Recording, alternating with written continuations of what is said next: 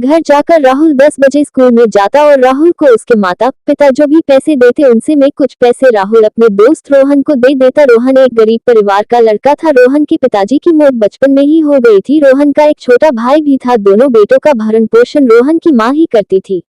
राहुल पहले रोहन के घर जाता और उसके बाद राहुल और रोहन दोनों साथ साथ स्कूल में जाते थे। लेकिन एक दिन की बात है, राहुल हर रोज की तरह अपने पिताजी के साथ मंदिर जाता है और घर वापस आकर अपने पिताजी से कहता है कि पिताजी आज मुझे स्कूल में टीचर ने फीस लेकर आने को कहा है। तभी राहुल के पिताजी उसे 1000 रुपये देते हैं और कहते हैं कि ये लो राहुल, अपनी स्कूल फीस भर देना।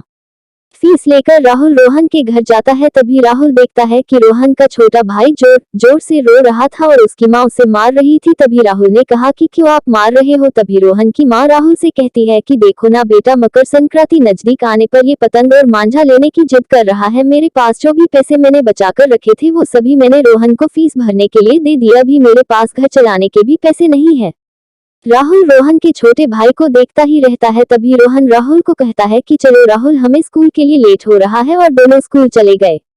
लेकिन राहुल स्कूल में बस यही सोच रहा था कि आज मैंने पहली बार किसी को रोता हुआ देखा। मैं हर रोज पिताजी के साथ मंदिर जाता हूँ और पिताजी न मांगने पर भी सबको कुछ न कुछ देते हैं, और आज मेरे सामने रोहन का भाई जोर जोर से रो रहा था और मेरे पास पैसे होने के बावजूद भी मैं उसकी कोई मदद नहीं कर सका। इस बात को लेकर राहुल बहुत ही चिंतित था और जैसे ही स्कूल की छुट्टी हुई तो राहुल तुरंत ही एक पतंग और मांझा की दुकान पर पहुंच गया और जो पैसे पिताजी ने फीस के लिए दिए थे उन पैसों से राहुल ने पतंग और मांझा खरीद दिया और वो रोहन के घर चला गया और रोहन के छोटे भाई को दे दिया। इतने सारे पतंग और मांझा को देखते ही रोहन का छोटा भाई बहुत ही खुश हो गया और अपनी माँ से कहने लगा कि देखो माँ, राहुल मेरे लिए इतने सारे पतंग और मांझा लेकर आया है। ये सब देखकर रोहन की माँ की आंखों में आंसू आ गए और उन्होंने राहुल को गले लगा दिया और कहा कि भगवान ऐसा बेटा सबको दे।